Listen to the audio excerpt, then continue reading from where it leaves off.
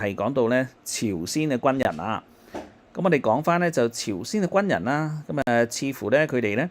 越嚟越有機會咧會喺烏克蘭咧嘅本土咧咁出現嘅。咁我哋見咧即係之前咧俄羅斯咧就已經承認咗朝鮮嘅部隊咧已經係參與咗戰爭，咁尤其是喺庫爾斯克州咧，咁佢哋咧就同烏克蘭部隊咧咁直接開戰。咁而咧北韓向俄羅斯咧嗰個武器提供亦都係相當之大。咁講緊呢有成咧400萬至800萬發嘅炮彈，仲有其他我哋講咧自走炮啊等等咧嘅重型裝備咧。咁現時咧俄羅斯部隊嘅炮彈咧最少有一半係來自北韓嘅。咁而軍人上面咧亦都派咗最少12000人，甚至乎之前講咧已經增兵咧去到咧15000人㗎啦。咁因為有3000個士兵咧係臨時咧要調派上前線去補充咧。好快脆就即係被消失咗啦嚇嘅呢個嘅人口啊，即係嗰個士兵呢個狀況。咁但係之前嘅報道啦，咁樣就俄羅斯仍然係堅拒承認，即係有呢個嘅庫爾斯克州嘅部隊，但係現時咧其實就已經係公開承認咗㗎啦。咁即係話由呢個嘅朝鮮嘅部隊咧喺庫爾斯克州去做啦。咁亦都咧係見到金正恩啦嘅演講入面都係承認朝鮮軍隊直接參與咗個戰爭。咁亦都推崇陣亡嘅士兵嚇，即係咧承諾佢哋嘅犧牲啊，咩紀念碑啊，咁都其實簡單講，就已經承認咗北韓士兵係踩入去㗎啦，個戰爭裏面㗎啦。咁 anyway 咧，即係而家個問題咧就係佢哋咧呢批嘅士兵咧，似乎會再將佢咧派到去烏東同埋烏南嘅地區，咁直接咧指揮咧就向呢烏克蘭咧去作戰。咁當然啦，你話需唔需要朝鮮咧喺呢個時間咧咁正式公佈？咁同烏克蘭正式宣戰，咁喺現代戰爭咧就好少做呢件事，咁宣戰咧就好多鬧教嘢都會出現嘅，咁通常都係不宣而戰咧就係現代戰爭嘅精髓。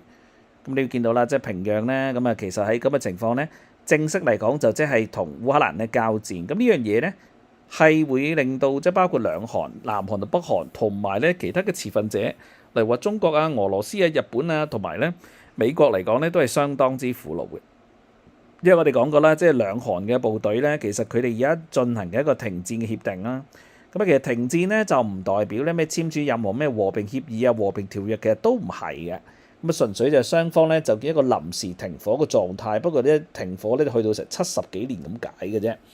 咁但係 anyway，你話如果咁樣嘅情況會唔會破壞咗南韓北韓現時嘅狀態咧？咁亦都令到北韓喺個戰爭嘅所得嚟緊咧，將佢應用上去咧呢個兩韓嘅戰爭裡面咧。咁呢件事咧，其實都係可以產生一啲好深遠咧嘅影響嚟嘅。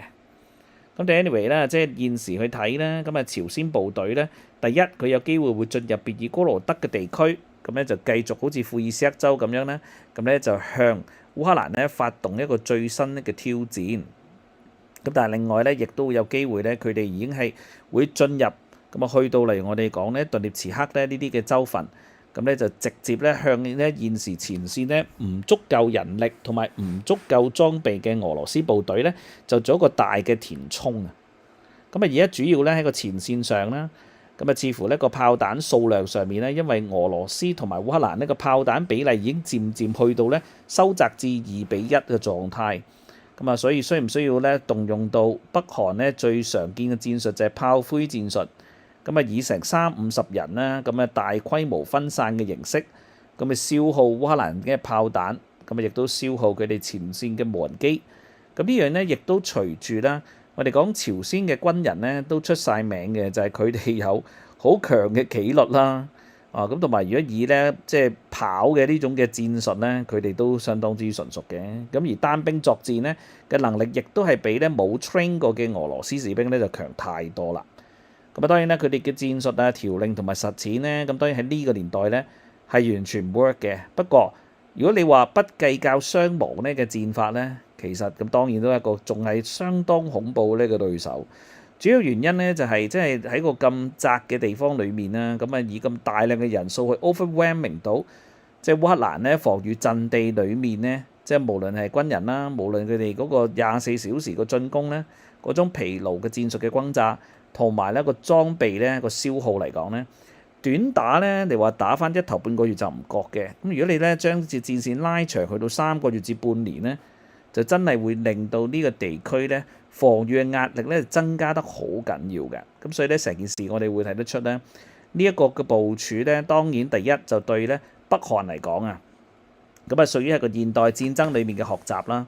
咁啊真係有人唔死翻得翻嚟啦，又或者佢哋透過戰場上咧，可能來自俄羅斯啊，或者來自咧北韓一啲嘅無人機啊、衛星啊等等咧嘅視察，就將咧成個戰鬥嘅狀況錄咗翻嚟。咁啊會將來咧就對南韓時候咧採取一啲新嘅戰術同攻勢。咁啊即係我哋唔會咧否認咧俄羅斯咧可能會將呢種嘅經驗借鑑俾咁啊北韓。咁啊話嚟緊，如果同南韓開戰咧，係咪能夠使用到俄羅斯呢一種咧新型嘅戰術咧去對抗南韓嘅？咁啊講起咧，即係咧俄羅斯咧要揾幫手啦。咁啊除咗揾北韓人之外咧，佢哋亦都借頭借路咧，用好多咧古靈精怪嘅方式咧去吸引一啲外國嘅士兵嘅。嗱最新啊，我哋見到咧佢哋咧就透過一啲新嘅蠱惑嘅招數，咁去招聘咧更加多嘅人。咁啊今次咧就竟然瞄準咗咧多哥呢個學生啊。咁我哋講起咧就多哥呢個國家咧來自西非啦。咁啊西非裡面咧原來佢哋係透過一啲嘅宣傳嘅信息喎。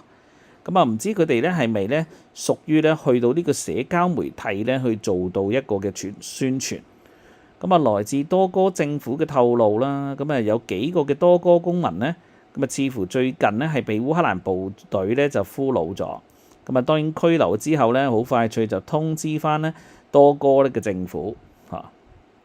咁啊明顯咧咁咧就俄羅斯咧就透過咗一啲嘅形式，咁啊例如咧佢哋咧。俄詐就係俄羅斯而家嘅大學啦，咁啊提供一啲教育嘅獎學金，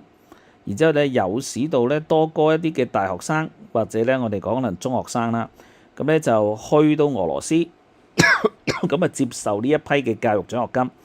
咁啊總之咧最怕你唔來啦，你嚟到咗之後咧，咁你就基本上都係任咧俄羅斯咧就即係去魚肉㗎啦，即係例如我哋成日講咧，你去到 KK 園咧。當你咧成功搭上架飛機之後咧，都基本上咧就等於任由咧嗰啲詐騙集團咧將你咧就舞高弄低咧嗰啲咁嘅情況。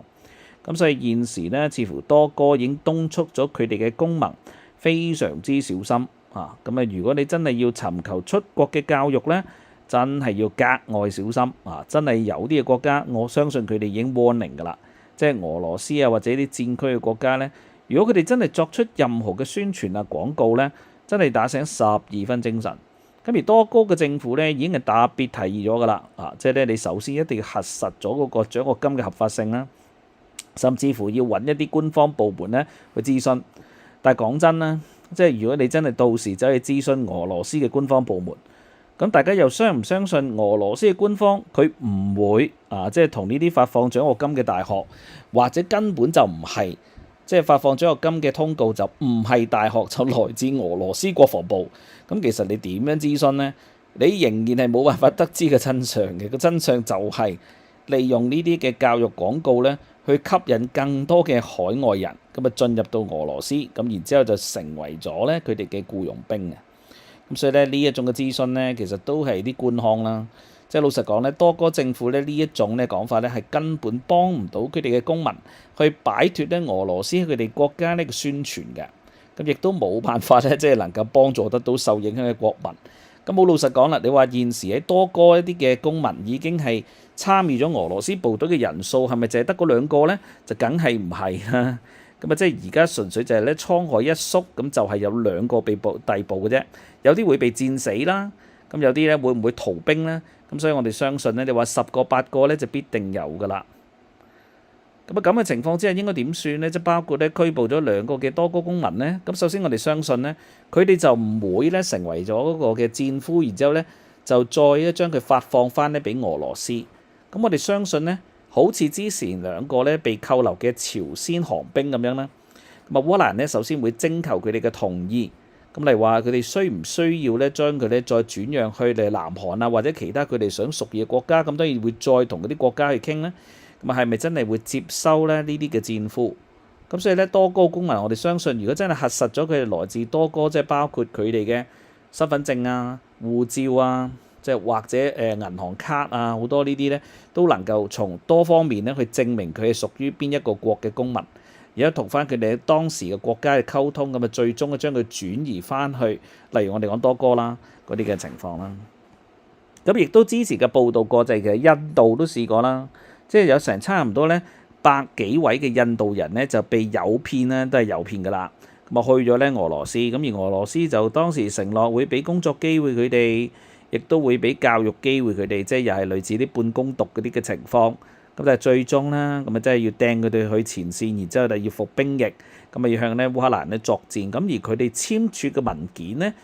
就肯定唔係英文嘅，即係你話咧。印度人睇英文咧，其實都問題不大。咁但係你就俾啲例如俄羅斯文啦，我哋相信咁啊，俾佢哋簽，咁佢哋都冇辦法，亦都槍指住你冇得唔簽。咁啊簽咗之後，護照又俾人收咗。嗱，大家發覺好熟啦，即係都係類似 KK 員啲做法啦。咁你根本都冇辦法走嘅。咁你走去邊咧？你護照都冇埋，你都唔知去邊啊。咁啊天大地大就俾人督咗去上戰場度打。咁啊好彩啦，咁當時佢哋嘅領袖咧莫迪啦，咁亦都咧前赴咗莫斯科，咁啊傾嚟傾去咧就終於咧可以即係無條件咁樣釋放翻啲印度人咧，就翻去印度。咁啊莫迪咧係真係做到嘢嘅。Anyway 咧，咁啊除咗咧我哋講印度咧，之前亦都試過咧中亞國家啦，例如塔吉克啊、烏茲別克啊、吉爾吉斯咧呢啲嘅中亞嘅國家。個原因好簡單，呢啲國家咧又係窮過鬼嘅。咁啊窮過鬼嘅國家咧，咁啊當然咧，即係人民嘅生活都非常困苦。突然間見到道希望走埋嚟，哇！成千幾2000蚊美金一個月喎，真係佢哋揾一年都隨時未必有一個月咁犀利啦。咁所以呢啲咁嘅高薪工作，甚至乎啦，當佢哋話要去到俄羅斯打工啦，咁佢哋都會諗，哇！出國會唔會好大嘅消費咧？咁可能連機票啊或者證件等等嘅嘢，佢都已經做一個好優惠嘅價格咧，可以俾到你。咁亦都咧，即係咧講緊咧，佢哋個工作咧，可能喺重建啊，即係話當佔領咗烏克蘭地區咧，你需要有更多嘅工人啊、工程師咧，去到當地做重建嘅工作。咁佢又真係冇講錯嘅，你真係去嘅國家咧，去嘅地方就係烏克蘭。咁亦都咧，真係冇特別呃你嘅。好啦，但係到你去到，你先知其實根本就唔係嗰樣嘢啊嘛。咁啊，去到之後咧，咁就係最簡單啦，就係俾佢哋安排咗喺前線度咧工作。咁啊，最主要咧就做前線嘅兵役咯。咁又係啦，沒收嗰啲證件咁樣，咁啊甚至乎衰啲講啦，係咪真係有命可以拖到出糧都唔知咧？好啦，到你有命收唔收到糧亦都唔知。咁啊有時咧就直恰你咧，就嗰個資訊唔發達啦，佢係唔俾錢你，或者咧拖咗2個月先再出糧俾你咧。咁呢啲咧亦都係好常見嘅事。咁啊之前就有百幾個公民，中國公民又去咗頓涅茨克度打仗啦。咁啊捉咗2個啦咁樣。咁北京就話冇啊呢啲事，咁又係。類似啦，我哋只能夠又係類似呢種嘅賣豬仔咧嘅行動啦。咁所以全世界咧，只能夠最大嘅賣豬仔嘅行動咧，就真係來自北韓。咁但係其他國家公民咧，咁我相信因為佢哋嘅資訊上就冇咁封閉啦，咁所以佢哋就唔係咧，即係你話國家派佢去嘅，其實咧我相信都未必。咁不過問題就係有啲國家咧，佢哋個媒體其實可以被政府操控嘅時間，咁如果都有啲咁嘅信息漏咗出去。咁然之後又唔加管理啊，即係平時啲嘢就收到好緊，咁有啲咧就特登放到鬆少少啊，少少叫做咧鬆個章俾你去做，咁咧就如果去做嘅就傻仔，唔做嘅咧就聰明人，咁係咪用呢樣嘢嚟即係當一個智商稅咁樣去對翻啲人民去抽翻咧？咁我哋就唔係太過清楚啦。咁但 anyway 咧有咁嘅疑慮咧就都好正常。咁啊有啲國家咧咁因為佢哋係自由開放嘅資訊，亦都唔理啦個政府。咁所以俄羅斯咧呢一種嘅通告落去咧，咁啊冇網管嘅情況咧，又係智商稅嘅嘢啦。即係咧蠢嘅自然咧就受到天嘅懲罰啦嚇。但係我覺得其實都幾無辜嘅。即係先唔好講咧聰明定蠢啦。咁首先係國家唔去過濾呢啲㗎咁過分嘅資訊啦嚇。即係咧由得自己人民咧咁呢啲情況之下咧被欺騙，亦都唔理啊。咁啊領袖亦都唔會進行斡旋啊，或者係冇咁嘅能力進行斡旋啦。咁呢啲嚟講咧，就即係當然都係令人會覺得呢啲國家係相當之不負責任。咁當然始終最不負責任嗰咧係俄羅斯啦。咁但係有啲國家就更加之卑鄙啦，即係直頭國家係自願咁派兵咧，咁去到烏克蘭嘅地區咧作戰。咁其實咧嗰啲人民咧，就係或者我哋講嗰啲士兵啦，其實佢哋都冇得揀嘅，即係佢哋作為軍人咧，咁啊更加要服從命令咧嗰個情況咧。咁所以喺呢一度咧都睇得出咧。有時咧真係某啲國家嘅領袖咧，佢真係當人命如草芥咧，即係可能連草芥都稱唔上嘅，真係即係咧你話韭菜又好啦，草芥都好啦，即係當咗人類好似一棵嘅植物咁樣咧，似乎都不如啊。咁所以咧呢個都係我哋講，有時係睇翻21世紀咧，即係最可悲咧。我哋睇軍武就好似突然間咧，人類嘅文化嗰種嘅倒退啦，好似去翻一啲比較原始嘅社會咧嘅戰鬥，明明戰鬥嘅技術啦，或者我哋講到現時嘅涵養應該係現代人啦，即係嗰種嘅戰鬥方式，甚至乎連無人機、無人嘅戰鬥，即係我哋講一啲嘅機械人嘅戰鬥都隨時引入戰場嘅時候呢，